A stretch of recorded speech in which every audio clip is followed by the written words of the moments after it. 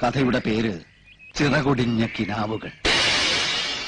ഒരു വിറക് വെട്ടുകാരൻ, അയാൾക്കൊരേ ഒരു മകൾ സുമതി, 19 വയസ്സ്. ഇവൾ സ്ഥലത്തെ ഒരു തയ്യൽക്കാരനുമായി പ്രണയത്തിലാണ്. ഈ തയ്യൽക്കാരൻ ബഹുമിടുക്കനും സുന്ദരനുമാണ്. അനീതി കണ്ടാൽ എതിർക്കും, ജനങ്ങളുടെ ഏത് കാര്യത്തിനും മുന്നിൽ കാണും. അങ്ങനെ നാട്ടുകാരുടെ കണ്ണിൽ ഉണ്ണിയാണ്. എല്ലാറ്റിലും ഉപരി ഈ തയ്യൽക്കാരൻ ഒരു നോവലിസ്റ്റുമാണ്.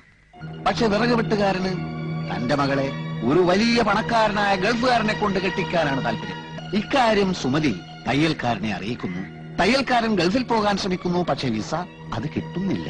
അങ്ങനെ നിവൃത്തിയില്ലാതെ തയ്യൽക്കാരൻ നോവൽ എഴുതാൻ തുടങ്ങുകയാണ്. അത്ഭുതമെന്ന് പറയട്ടെ, ഏറ്റവും നല്ല നോവലിനുള്ള സർക്കാർ അവാർഡ് അതിന് കിട്ടുകയാണ്. 10 ലക്ഷം രൂപ. 1 ലക്ഷത്തിന്റെ അവാർഡാക്കാം. ഈ 1 ലക്ഷം കൊണ്ട് തയ്യൽക്കാരൻ ഒരു ഗംഭീര ബംഗ്ലാവ് പണിയുകയാണ്.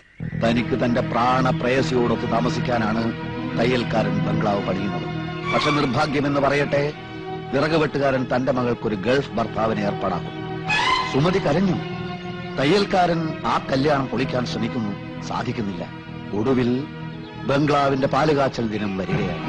അന്ന് തന്നെയാണ് സുമതിയും ഗൾഫുകാരനുമായുള്ള വിവാഹവും. അവിടെ കല്യാണ വാദ്യഘോഷങ്ങൾ, ഇവിടെ പാലുകാച്ചൽ. പാലുകാച്ചൽ കല്യാണം, കല്യാണം പാലുകാച്ചൽ, കല്യാണം പാലുകാച്ചൽ.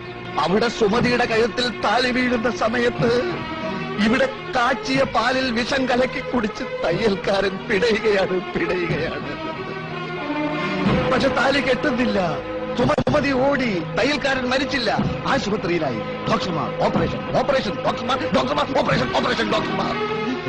ഒടുവിൽ ആശുപത്രിയിൽ വെച്ച് അവരൊന്നിക്കുകയാണ്. കഴിഞ്ഞ